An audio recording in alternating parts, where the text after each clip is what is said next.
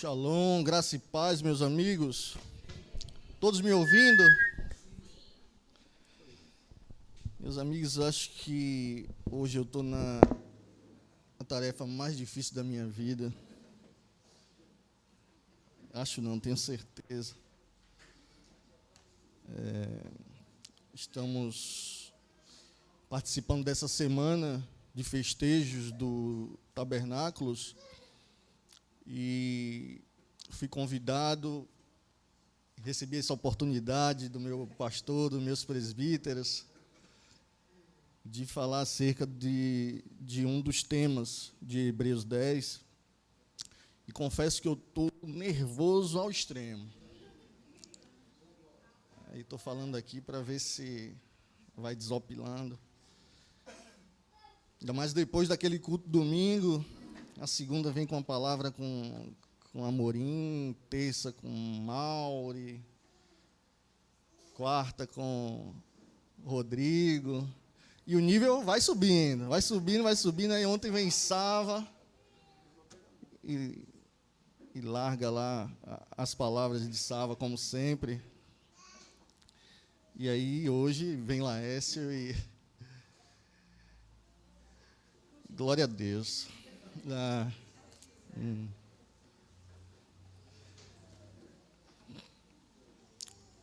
Eu realmente nunca preguei assim para a igreja toda. Eu já falei muito com grupos jovens em outra congregação, falo sempre com o pessoal da igreja caseira lá em Lauro de Freitas. Eu estava esquecendo a minha igreja. Hoje agradeço, Diego, a oração e espero que nada saia realmente de mim. Amém? Mas eu confesso que eu tinha vontade de estar aqui. E de beber essa água.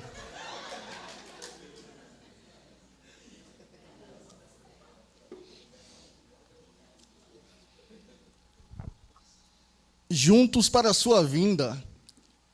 Está Hebreus 10, 32 e 35, mas é Hebreus 10, 24 e 25. De quem? Rebeca? Igreja de Lauro, vai. Isso mesmo, Rebeca. O irmão vai poder projetar aí? Não. Obrigado. Mas eu vou ler aqui, tá? Hebreus 10, 24 e 25. A priori, quando o Dan me ligou e falou 24 e 25, mas 24 e 25 não dá para falar nem 5 minutos, cara. Não vai ser uma pregação, não vou falar rápido, né? Mas quando eu me debrucei, meu amigo, eu acho que dá para escrever um livro sobre esse tema. E esses dois versículos vão abrindo outros, e a gente vai lá para Adão e Eva, volta para os reis, até chegar em Jesus. E é exatamente sobre o início, o meio e o atual momento da gente que eu vou falar. Hebreus 10, 24. E consideremo-nos uns aos outros para estimularmos ao amor e às boas obras, não deixando a nossa congregação, como é de costume de alguns, antes admoestando-nos uns aos outros, e tanto mais quando vedes que se vai aproximando aquele dia. Glória a Deus. Tem uma outra versão que a nossa congregação, no 25, ele não fala a congregação, ele fala: não deixemos de reunir-nos como igreja. Amém?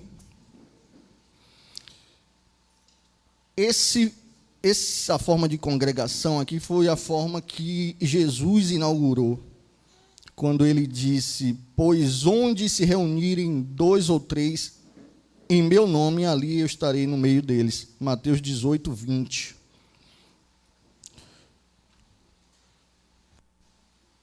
Quando no versículo 24 ele fala que consideremos ele fala que significa ter em boa conta o irmão, ser compreensivo com o irmão e olhar sobre o irmão sob uma perspectiva favorável, observando as caridades, as boas obras. As boas obras, as caridades, elas precisam ser estimuladas no nosso meio. Congregar, definitivamente, não é só vir no culto domingo de manhã, ou no culto de oração na terça-noite. Congregar é estarmos juntos de verdade, seja no grupo do WhatsApp, seja orando por um irmão que está passando por uma doença, uma aflição. Esse é o papel da igreja. A igreja mostra-se igreja estando junto em tudo. Antes de falar dos meus problemas para os meus pais e para alguns parentes, eu primeiro recorro aos irmãos. Eu vou falar de um testemunho particular da gente, mas não agora. Para continuar dando ênfase a Hebreus 10, 24 e 25, eu separei alguns tópicos. Eu vou apresentar rápido, até chegar num testemunho que eu quero dar, sobre viver igreja. Aí eu dividi em o que é congregar, como congregar e por que devemos congregar. Tá? Congregar significa fazer ficar ou ficar junto, ou juntar-se, ou reunir-se, ou unir-se intimamente. Eu gostei ainda mais desse termo, unir-se intimamente.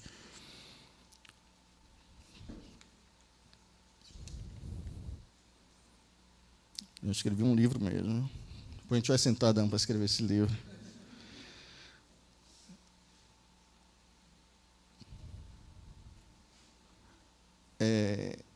O que é congregar? Os exemplos que eu separei são os exemplos, o primeiro, desde a criação, Adão e Eva, quando o próprio Deus descia ao cair da tarde para relacionar-se com Adão e Eva. Aquele foi o primeiro exemplo de congregação.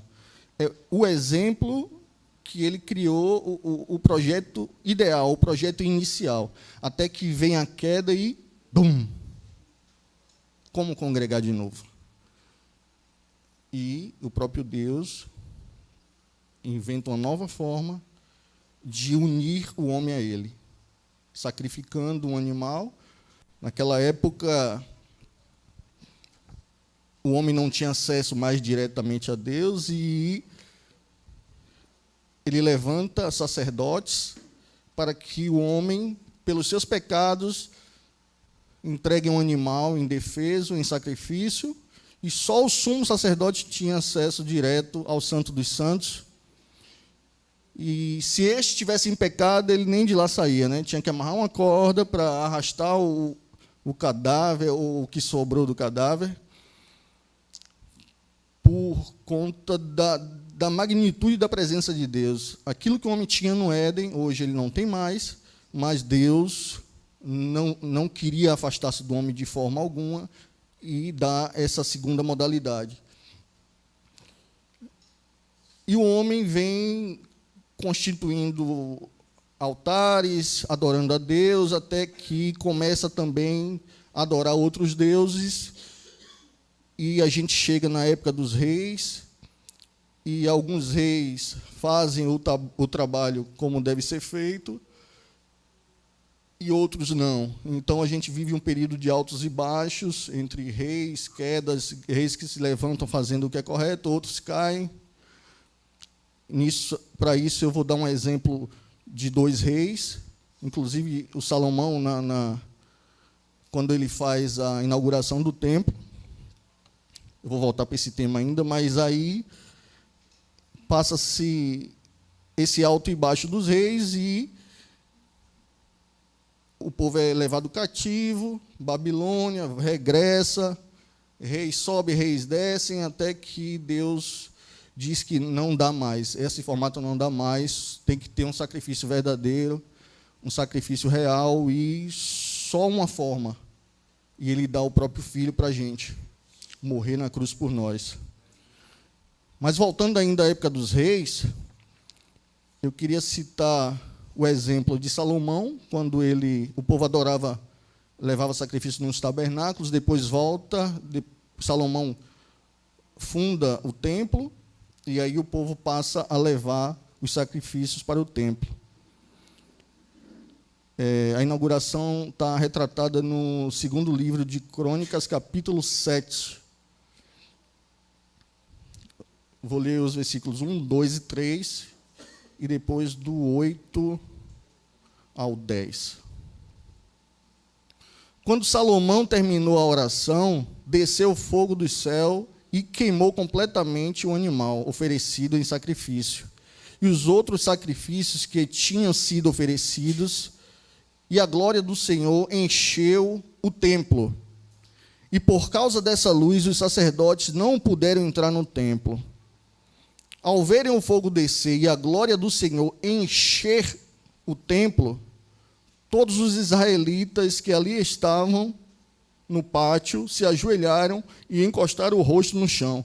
Eles adoraram a Deus e louvaram, dizendo: louvem a Deus, o Senhor, porque Ele é bom e porque o seu amor dura para sempre.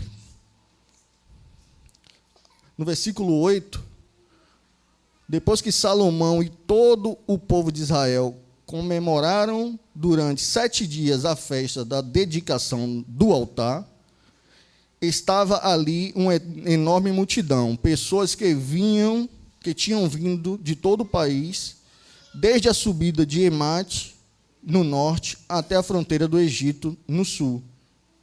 No dia seguinte, começaram a comemorar a festa das barracas. É hoje, né? Hoje não, domingo, né, que começou. Que também durou uma semana. E no dia seguinte fizeram uma grande festa de encerramento. No outro dia, o dia 23 do 7º mês, o rei mandou o povo para casa. Todos foram embora felizes e alegres. Quem está feliz e alegre? Eu confesso que eu estou bem cansado. Eu nunca tive uma rotina assim de vir para a igreja em vários dias corridos. A gente está desde a vigília, né? A vigília, domingo, segunda, terça, quarta, quinta e hoje. E amanhã nas casas, e domingo aqui de novo. Fale com as pessoas que não vieram esses dias, que você conhece, que a gente tem que estar todo mundo aqui, domingo. Amém? Sem hora para ir para casa. Eu falei de Salomão porque ele inaugurou um formato. Antes disso tinha o tabernáculo, como eu falei, e ele inaugurou um formato. E um dos reis do Antigo Testamento que eu costumo reconhecer que fez as coisas como Deus queria, eu gosto muito de citar o exemplo dele, é o rei Ezequias, que é falado sobre ele no segundo livro de Reis 18. É um rei que vinha de um pai, Acais, que fez tudo o que era mal aos olhos de Deus, inclusive fechar as portas do templo. O único acesso que o homem tinha a Deus era através do sacerdote com o sacrifício. E Acais, o pai dele, fecha o templo, destrói, não sei se o termo é demitir, mas os levitas, os sacerdotes ficam sem função durante todo o reinado de Acais, e o povo de Israel, de Judá, entra em desgraça naquele tempo. A gente é pai, eu costumo falar que a gente dá a vida pelos nossos filhos, a gente corre, falando do pai mesmo, o pai. Mas eu gosto muito de enaltecer o papel da mãe. Viu, Wesley? Sei que você está com sua filha aí no colo, mas a mãe é diferenciada, cara. A mãe é diferenciada. Eu louvo a Deus todos os dias pela mãe que Ele deu a Gael, cara. A mãe de Ezequias, a Bíblia ela não deixa claro se foi ela, mas lendo você percebe que foi. Mesmo com o pai fazendo tudo que é errado, a mãe procurava endireitar as veredas do filho. E ele assume o reinado, e a primeira coisa que ele faz é restabelecer o templo, que era o único acesso que o povo tinha a Deus. E ele entendia que o reino só ia prosperar, só ia viver se tivesse a presença de Deus.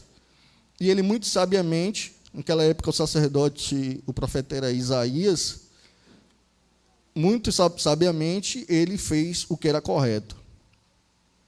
Eu gosto muito de usar o exemplo dele, porque, às vezes, o que falta é a presença. A gente hoje tem livre acesso porque o véu se rasgou, mas a gente costuma viver como se o véu ainda estivesse lá no lugar, como se a gente ainda tivesse que oferecer sacrifícios de animais, sendo que o sacrifício perfeito já foi imolado na cruz do Calvário.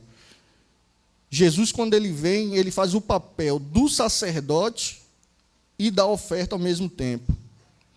A única oferta perfeita que a humanidade podia ter é Jesus. Amém?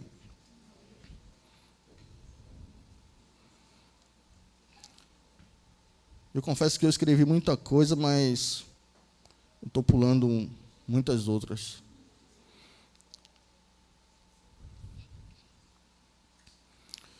Então, Jesus inicia um novo jeito de congregarmos.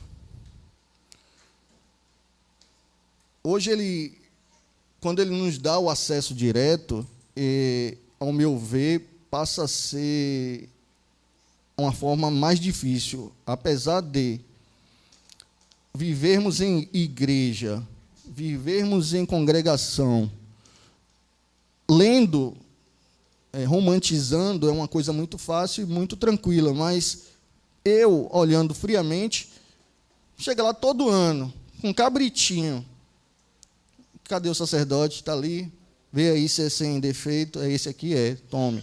Meus pecados estão perdoados. Ano que vem eu volto. Para mim, isso seria mais fácil. Mas Jesus inaugura um formato no qual a gente tem que se despir de nós mesmos e viver em comunhão com nossos irmãos. Ele inaugura um formato do qual passamos a ser juntos um corpo. Um corpo. E aí, onde entra a dificuldade de alguns. Alguns não querem ser unha. Ontem eu estava abusando Ritinha. Ritinha, no corpo você é a unha, porque você é pequena. Mas a unha tem um papel fundamental. Se a gente não tivesse a unha, a gente não conseguiria segurar nada. Por falar nisso, outra água. Sem a unha, eu não conseguiria pegar o copo. Sabia disso? É a unha que dá firmeza nos dedos e na mão.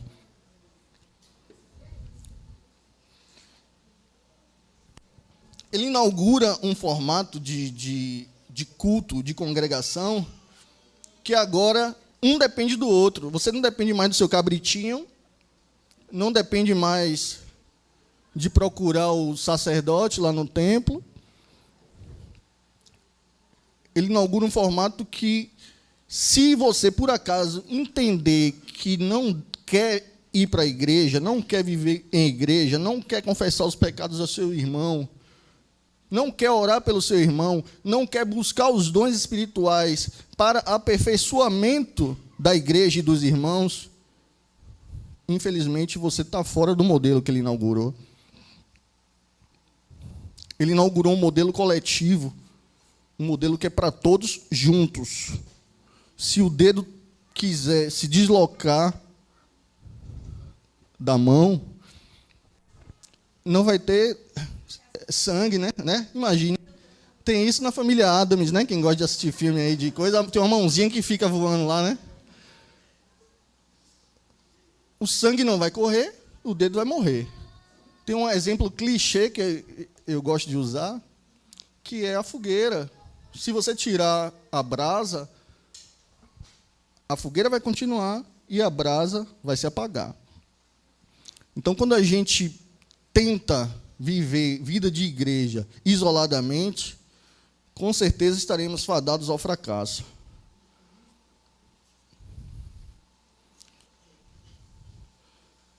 Então eu falei o que é, falei 3 formas, Adão e Eva, falei dos sacerdotes e falei do novo formato inaugurado por Jesus na cruz. Por que devemos congregar? Devemos congregar por isso tudo que eu já falei. Eu li e gravei e acabei falando. Falei dos exemplos da unha, falei dos exemplos da fogueira e da brasa. Existe uma problemática no porquê devemos congregar, que é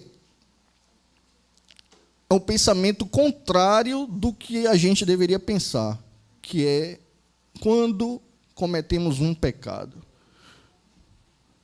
Quando cometemos um pecado, o acusador, a primeira seta que ele lança, eu não sei se é assim com vocês, eu creio que sim, é trazer vergonha, e você não quer ir para a igreja, não quer ir para a igreja caseira, para de ler a Bíblia, para de orar, porque se acha indigno.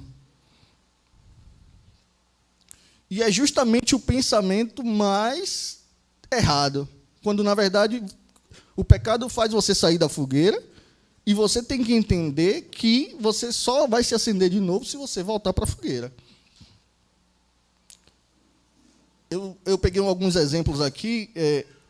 Se Arão tivesse deixado de seguir a Deus porque criou o ídolo, o rumo da história, Deus ia ter que levantar outro, porque o plano dele não falha, então ele ia ter que levantar outro, e Arão não estaria talvez nem escrito na Bíblia, ou tivesse escrito nos nomes junto com os que pecaram e os que Corá e a família dele. Se o trapaceiro Jacó deixasse de seguir porque era trapaceiro, Deus ia ter que levantar outro. Isaac ia ter que ter outro filho, porque Esaú provavelmente não seria, porque estava em outros caminhos, estava correndo atrás de Ismael, né? Eu participei da sigla, tá, cara? Então, com isso aqui, eu quero encorajar vocês a, se em algum momento, todo dia nós pecarmos, e todo dia acontece algo, de jeito nenhum deixem de congregar. De jeito nenhum deixe de confessar para um irmão. De jeito nenhum pare de orar. Porque é a única forma de você ser arrastado para dentro da fogueira.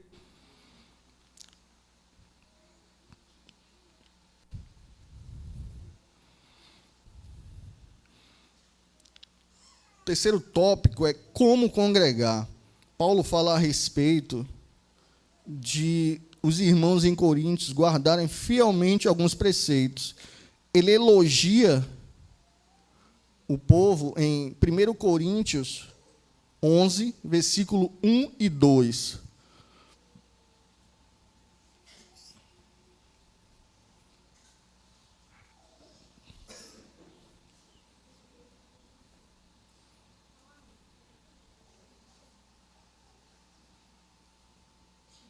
Sede meus imitadores, como também eu sou de Cristo. Eu vos elogio porque em tudo vos lembrais de mim e vos tendes apegado com firmeza às tradições que vos entreguei. Nesse versículo ele está elogiando o povo de Coríntios porque eles continuam congregando.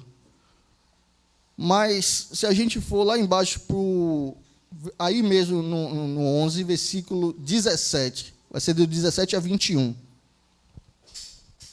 Entretanto, não vos elogio nesta instrução que vos dou agora, pois as vossas reuniões causam mais mal do que bem. Porque, em primeiro lugar, ouço dizer que há divisões entre vós, quando vos reunis como se reúne como igreja. E, em parte, acredito nisso. E é até necessário que haja divergência entre vós, para que os aprovados se tornem manifestos em vosso meio. Portanto, quando vos reunis no mesmo lugar, não é para comer a ceia do Senhor, pois quando comeis, cada um toma antes a sua própria refeição. Assim, um fica com fome e o outro se embriaga. Paulo, no mesmo capítulo, isso aqui é uma instrução para o convívio da igreja, da mesma forma que ele, no versículo 1 e 2, elogia o povo por continuar praticando as tradições, no 17, no 21 e em diante, eu parei no 21, mas aqui ele continua dando porrada nos irmãos. Portanto, ao congregarmos, temos que pensar no aperfeiçoamento do corpo e não nas nossas experiências individuais. Devemos sentir a dor um do outro, não nos importar com a dor do outro. Devemos vir aos cultos e reconhecer a importância do dedo, da unha, do braço, da perna, do antebraço, de todas as partes do corpo, porque o cabeça é Jesus. 1 Coríntios 14.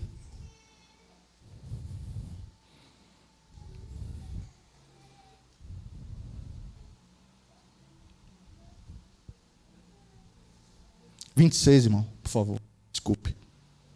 Irmãos, que fazer então, quando vos reunis? Cada um de vós tenha um hino, tem uma palavra de instrução, tem uma revelação, tem uma palavra em língua, tem interpretação, tudo deve ser feito visando a edificação. A gente já faz muito isso aqui na Casa Farol, mas eu acho que a gente deveria fazer muito mais. Nas nossas reuniões, nos nossos cultos, a gente deveria ser mais intencional nos salmos. Quando você vier para os cultos de manhã, domingo, prepara em casa um salmo, prepara no sábado à noite. Do mesmo jeito que você passa sua roupa para vir, prepara um salmo, ora, prepara uma palavra para trazer para alguém. Com certeza o Senhor vai te apontar um irmão que está passando por algum momento de fraqueza, Ele vai te apontar essa pessoa para você dar essa palavra. E no momento do culto também, você vai circulando entre as cadeiras e vai falando. Eu realmente sou muito tímido para fazer essa manifestação individual, indo um a um, mas eu tenho trabalhado isso em mim. Quem me conhece mais de perto é testemunha de que eu tento. Eu queria encorajar vocês a tentarem também, gente. Não fique acanhado. Eu sei que às vezes nos falta uma palavra, principalmente para quem não é muito de falar. Hoje eu estou falando demais. Mas o Senhor vai colocar a palavra dentro de você. Não é da sua boca, não é da sua mente. Ele vai colocar. A gente tem algumas pessoas que têm um individualismo acima do normal.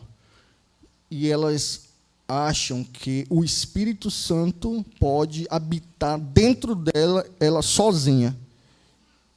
E, pelo menos lendo as Escrituras, eu não quero ser pesado a ninguém, mas, pelo menos nas leituras que eu fiz, a única forma, o Espírito ele só vai habitar em você coletivamente, dentro da igreja.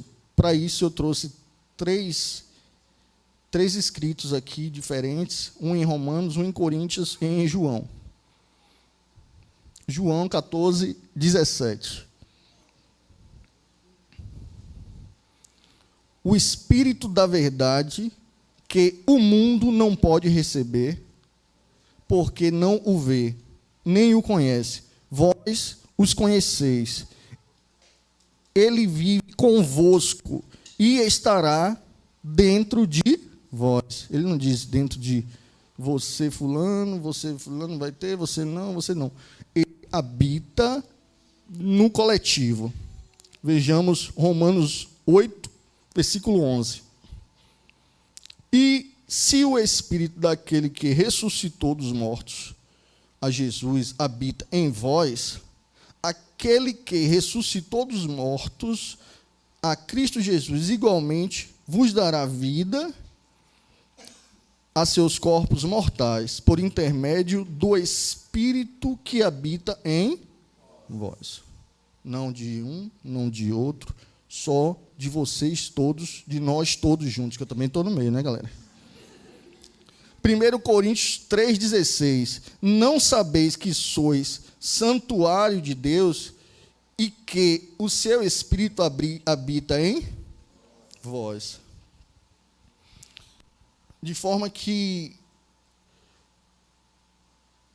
eu não sei se acontece com você, eu já fui muito pressionado a estar domingo de manhã na igreja. E quando eu entrei na Casa Farol, eu vim de um tempo muito nebuloso,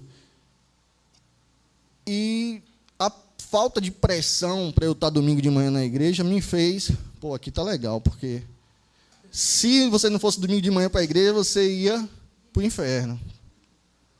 De onde eu vim era assim, você ia para o inferno. Mas, tirando a parte da pressão, quando eu não venho domingo de manhã para a Casa Farol, eu não me sinto bem.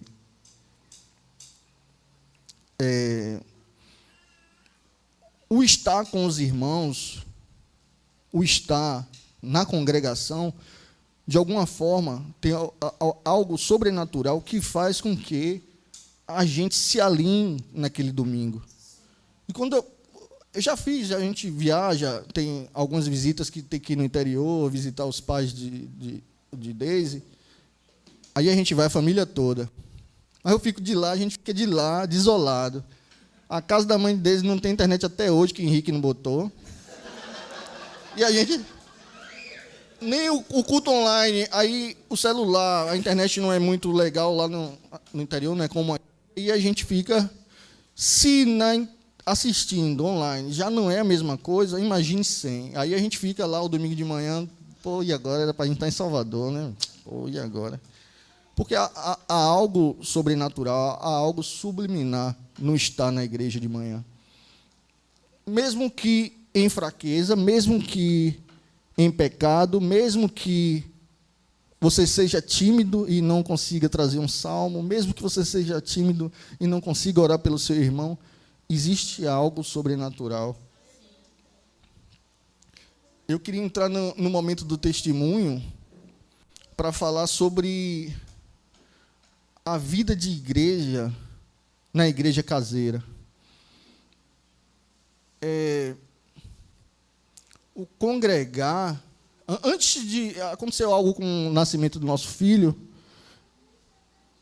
quando ele tinha mais ou menos 6 meses, a gente começou a perceber alguns atrasos, e graças a Deus, mais uma vez, pela mãe que ele tem,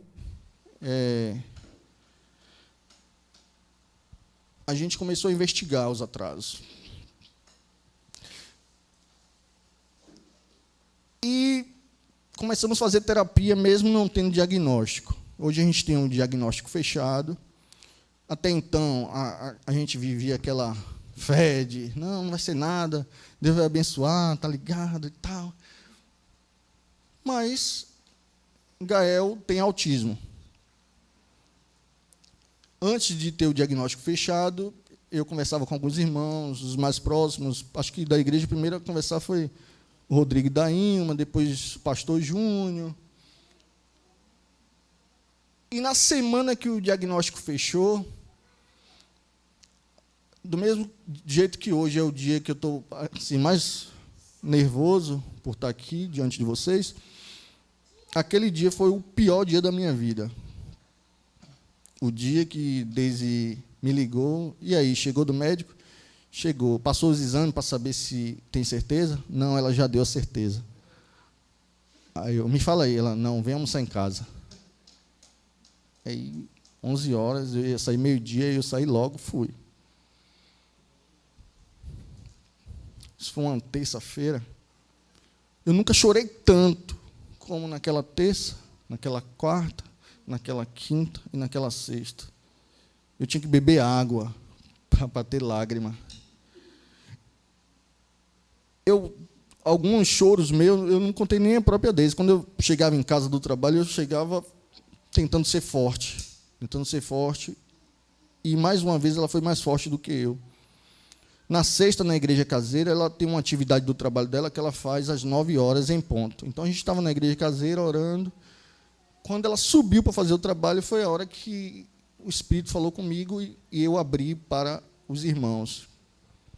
Henrique e Milene são meu cunhado, minha concunhada, eles são da igreja. Ritinha também, que reside lá com a gente, já sabiam. Mas, nesse dia, eu falei com os demais irmãos da igreja caseira. E eu não sei o que seria de mim se não fossem aqueles irmãos naquele dia. Eu não sei o que seria de mim. Daisy subiu para trabalhar e, depois que ela subiu, foi que eu desabei. Eu não queria ser fraco em nenhum momento na frente dela. Os irmãos se reuniram, oraram por nós, nos deram palavras. A partir daí, eu comecei a comunicar com os irmãos mais próximos, até ter a oportunidade de estar falando para todo mundo da igreja hoje. Não estou falando isso hoje aqui para tentar emocionar vocês, até porque eu pensei que eu ia chorar na hora de falar isso e, graças a Deus, não estou chorando. Falei com Daniel Andrade, falei com os irmãos do conselho. E, por último, com o Tiago Lampanche, porque a gente tratou de um outro assunto, e ele me deu uma palavra que reacendeu o meu espírito. De lá para cá, eu tenho sido um outro homem, eu estou mais dedicado às coisas de Deus, eu estava relapso, eu entendi que depois daquele dia eu acordei. Tiago Lampanche falou para mim que não era para me entristecer. Rodrigo também falou mais ou menos a mesma coisa. Falou, Gael, antes de ser seu filho, ele é o Filho de Deus e ele confiou você e Deise criar ele. Não pense que ele é seu, não. Você está criando ele, mas ele é de Deus. Você falou isso também para mim. Onde eu quero chegar com isso? Eu quero chegar no fato de que eu e Deise temos a responsabilidade de criar Gael para a igreja, para Jesus. Gael é um irmão da gente. Gael é meu irmão em Cristo. É um negócio louco, né? É até difícil de explicar. Ele é irmão de vocês. Deus só deu ele para a gente criar. Com esse testemunho, eu pretendo continuar dando ele em outros lugares, em redes sociais, porque depois do dia do diagnóstico, como a gente já vinha fazendo o tratamento mesmo sem ter o fechamento, ele foi diagnóstico com grau 2, espectro de autismo grau 2, de suporte, né, amor? Me corrija. Mas, devido ao tratamento, ele está em regressão, próximo de fechar grau 1 de suporte. E ainda assim, eu tenho fé de que um dia, quem sabe, eu terei o diagnóstico fechado, o diagnóstico que ele não é, o diagnóstico contrário. Se Deus quiser, se ele não quiser também, a gente vai criar ele da mesma forma, porque ele é nosso irmão. Mas enquanto o diagnóstico não era fechado, eu sempre estava ali atrás. Quando eu pensava em orar por ele, só me vinha na cabeça Isaac, filho de Antônio, que tem autismo, num grau um pouco mais elevado. E eu só pensava em orar por ele, eu nunca conseguia orar por Gael. Então, Deus foi me mostrando que a gente tem que pensar, viver, até nesses momentos a gente tem que viver no coletivo, tem que viver pensando em Gael, que está comigo, mas pensando em Isaac, que também é meu. Não é meu filho, mas é meu irmão em Cristo. Amém, gente? Eu queria encerrar encorajando os irmãos a congregarem, seja domingo de manhã, seja nas igrejas caseiras, seja visitando os irmãos que estão doentes, seja estimulando os irmãos que têm mais proximidade com vocês, que confessam algum pecado, pois juntos somos mais fortes. Nesse tempo estamos buscando, aguardando um derramamento do Espírito de maneira grandiosa. E a chave para o derramamento do Espírito Santo dessa forma é justamente o que Jesus falou, que no final dos tempos o amor de muitos se esfriaria. Esse amor, nós que estamos aqui, temos que fazer de tudo para não se esfriar e não deixar o nosso irmão se esfriar. Que amor é esse? É o amor que se preocupa. Esse amor Jesus mostrou com atitude, e está lá no livro de Marcos 9, do 14 ao 25.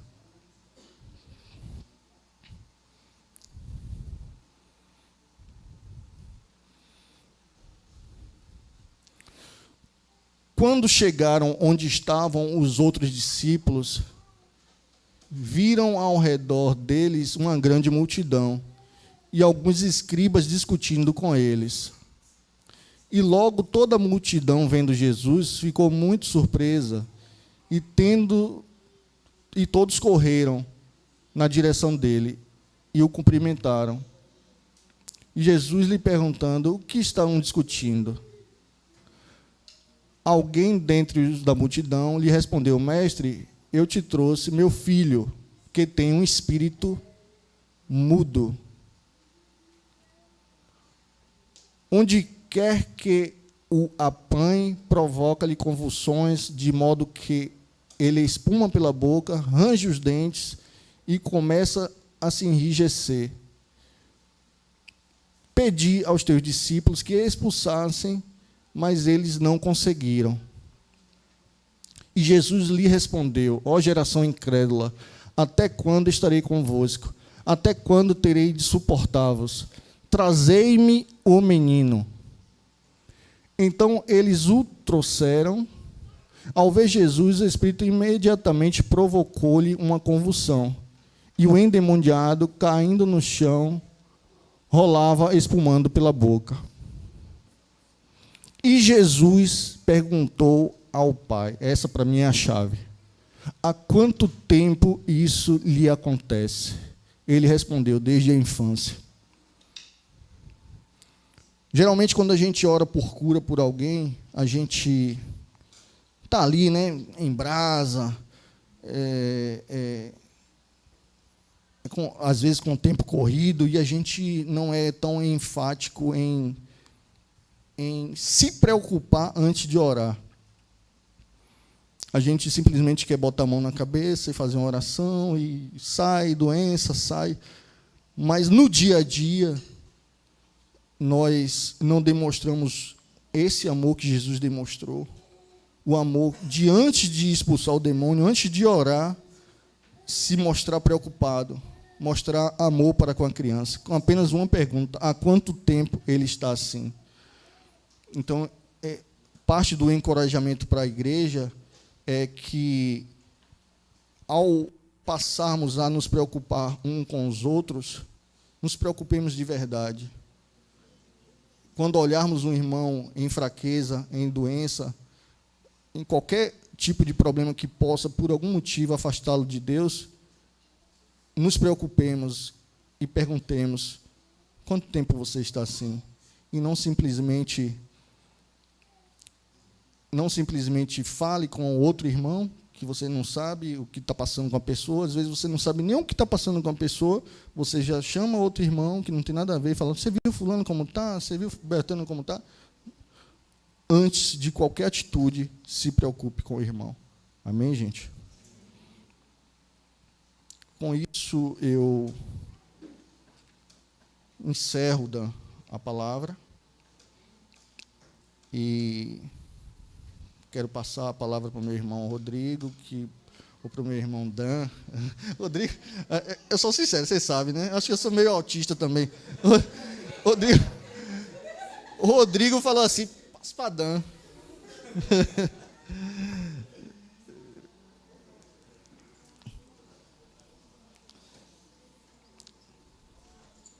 Eu vou iniciar.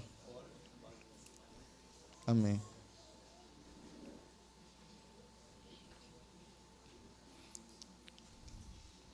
Fechem os seus olhos e eu vou iniciar uma oração.